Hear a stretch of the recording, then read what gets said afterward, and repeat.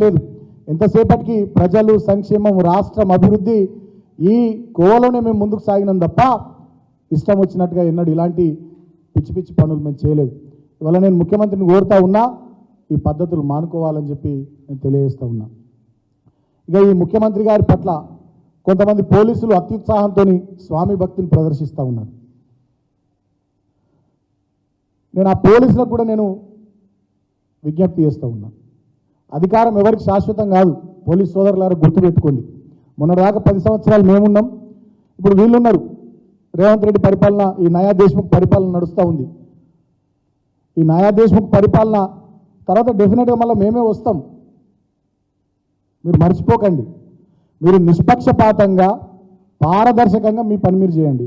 You are the custodians of the constitution. మీరు ఆ విషయాన్ని మర్చిపోకండి. You are not custodians of Revanth Reddy. సరే, ఆయన ప్రభుత్వ అధినేతగా ఆయన విధులు సక్రమంగా నిర్వర్తించే బాధ్యత ఆయన నెరవేర్చాలి. పోలీసులుగా రాజ్యాంగాన్ని, ప్రజాస్వామ్యాన్ని, శాంతి భద్రతలను పరిరక్షించే బాధ్యత మీరు నిర్వర్తించాలి తప్ప నిన్న మా జర్నలిస్టు, పాపం సీనియర్ జర్నలిస్టు, ఆయన మీదనే దాడి జరుగుతుంది, ఆయన మీదనే మీరు కేసు పెడతారు. ఇది ఎక్కడ అన్యాయం? వాళ్ళ సోషల్ మీడియాలో కాంగ్రెస్ పార్టీ వాళ్ళు ఇష్టం వచ్చినట్టుగా మా తెలంగాణ తొలి ముఖ్యమంత్రి కేసీఆర్ గారిని, అదేవిధంగా మా మాజీ మంత్రులను, మా మాజీ ఎంపీలను, మాజీ ఎమ్మెల్యేలను, మా నాయకులను అడ్డగోలుగా విమర్శిస్తూ ఇష్టం వచ్చినట్టుగా పోస్టులు పెడితే ఒక్కరి మీద కూడా కేసు కాదు, ఒక్కరిని కూడా మీరు పోలీస్ స్టేషన్కి పిలిచి మాట్లాడతలేరు.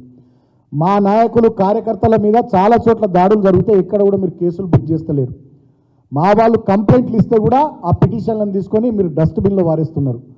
కానీ కాంగ్రెస్ పార్టీ నాయకులు కంప్లైంట్లు ఇస్తే ఆగ మేఘాల మీద కేసులు పెడుతున్నారు. మా వాళ్ళందరినీ కూడా పోలీస్ స్టేషన్లకు పిలిపిస్తున్నారు. ఈ పద్ధతి మంచిది కాదు. పోలీసులు పక్షపాత ధోరణితో వ్యవహరించొద్దని చెప్పి నేను కోరుతా ఉన్నా. పై స్థాయి నుండి కింది స్థాయి వరకు అందరికీ కూడా నేను పోలీస్ సోదరులకు మళ్ళీ చెప్తా ఉన్నా, అధికారం ఎవరికి శాశ్వతం కాదు.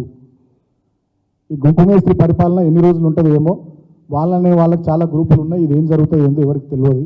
అధికారం ఎవరికి శాశ్వతం కాదు. మీరు మా కార్యకర్తలు, మా నాయకుల పట్ల మీరు ఇష్టం వచ్చినట్టు ఎవరెవరు వ్యవహరిస్తున్నారో అన్నీ కూడా మేము గమనిస్తున్నాం. మేమేం కళ్ళు మూసుకొని కూర్చోలేదు, మేము అన్నీ గమనిస్తున్నాం.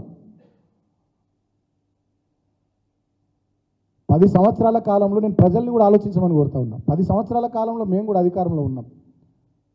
3 నెలలు కాలే వీళ్ళు వచ్చి 2600 పైచీలకు కేసులు పెట్టిరు బీఆర్ఎస్ నాయకులు, కార్యకర్తల మీద. ఒక చెన్నూరు అసెంబ్లీలోనే మా వాళ్ళు 32 మంది మీద కేసులు పెట్టారు, సోషల్ మీడియా పిల్లల మీద ఏవో పోస్టులు పెట్టిరని చెప్పి.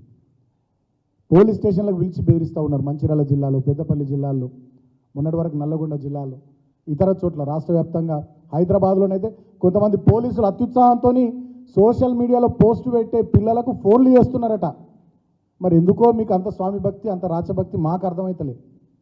మరి కాంగ్రెస్ వాళ్ళు కూడా పెడుతున్నారు కదా పోస్టులు, కాంగ్రెస్ వాళ్ళకు కూడా ఫోన్లు చేస్తున్నారా? ఎస్ఐలు కానీ, సిఐలు కానీ. ఇదేం పద్ధతి?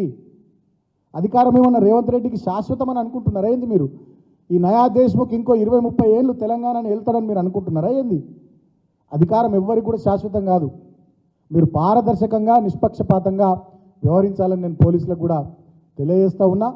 ఏది ఏమైనప్పటికీ సీనియర్ జర్నలిస్టు శంకర్ మీద జరిగినటువంటి దాడిని ముక్త కంఠంతో తెలంగాణ సమాజం ఖండించాల్సినటువంటి అవసరం ఉంది.